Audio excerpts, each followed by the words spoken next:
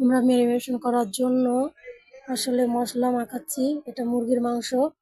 তো মুরগির মাংস যতটুকু মানে প্রয়োজন আমরা ততটুকু মশলা দেবো। এখানে আমাদের পুরো 1 প্যাকেট করে লাগবে। আদা, যে মশলা যতটুকু প্রয়োজন আপনারা ঠিক ততটুকু দেওয়ার চেষ্টা করবেন। আসলে মাংসের পরিমাণটা আগে বুঝবেন, আর যে কত কিলোর ভিতরে কতটুকু দিচ্ছেন, আদা কতটুকু দিচ্ছেন, তারপর আছে আপনার বাকি মশলাগুলো কতটুকু দিচ্ছেন, এদিকে আপনার ধ্যান রাখতে হবে। ধ্যান রেখে কিন্তু আপনারা মশলাটুকু দেবেন, ঠিক আছে?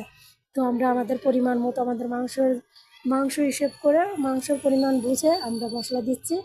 তো কী মশলা দিচ্ছি আপনারা যদি দেখতে পাচ্ছেন, আপনারা দেখছেন, তো সেই পরিমাণ মতো আপনারা এইভাবে করার চেষ্টা করবেন। আর আমরা এটা করার পরে মাংসটা প্রসেসিং হয়ে যাওয়ার পরে আমরা কিন্তু ফ্রিজে ঢুকিয়ে দেবো। ঢুকানোর আগে যে কাজটা আমাদের করার প্রয়োজন, সুন্দর করে মশলাটাকে মাখিয়ে আমরা আর কি ফ্রিজে কিন্তু রেখে দেবো, ঠিক আছে? তো তার জন্য আমরা কিন্তু সুন্দর করে যা যা মশলা লাগবে মশলার দিকে ধ্যান রাখতে হবে।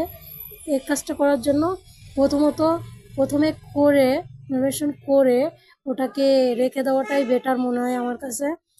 রাখলে কিন্তু অনেক ভালো হবে। আপনারা এটা করে দেখতে পারেন, দেখবেন ভালো লাগবে। কারণ যে কোনো কাজ আমরা করি না কেন সুন্দরভাবে করার চেষ্টা করাটাই আমাদের বেটার। আর ডিম কয়টা দিচ্ছেন আপনারা সেটাও আপনার পরিমাণ বুঝে দিবেন, ঠিক আছে? তো আমরা আমাদের পরিমাণ বুঝে আমরা দেব। আমাদের এখানে 4টে ডিমের প্রয়োজন ছিল, আমরা 4টে ডিম দিয়েছি। এতে বেশি দিলে কি একটা জিনিস কি, বেশি তো অনেক কিছুই দেওয়া যায়, দিলে কিন্তু যে স্বাদ যে টেস্টের প্রয়োজন সেটা কিন্তু থাকে না, সেটা কিন্তু নষ্ট হয়ে যায়। আমরা ভালো করতে যেয়ে কিন্তু আমরা খারাপ করে ফেলি। তো আমাদের সেই জায়গাটায় আমাদের খেয়াল রাখতে হবে, আর খেয়াল রেখে আমাদের কিন্তু কাজ করতে হবে। আর আমাদের এখানে দুধের প্রয়োজন ছিল কিন্তু 1 প্যাকেট। তো আমরা 1 প্যাকেট দুধ দিয়ে ভালো মতো কিন্তু আমরা এটাকে মাখাবো সুন্দর করে। আমাদের এটা কিন্তু 1 প্যাকেটই দুধ দিতে হবে এখানে। আর এখানে কিন্তু লেবুর রস, আমরা কিন্তু লেবুও 4টে দিয়েছি।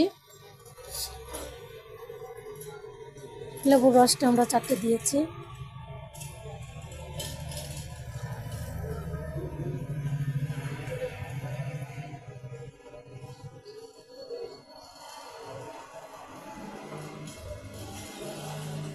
আসলে এটা আমরা করছিলাম বার্থডের অনুষ্ঠানের জন্য, বোনের ছেলের বার্থডে। যাই হোক, আমাদের এটা কিন্তু প্রসেসিং হয়ে গেছে, আপনারা দেখতেই পেলেন কত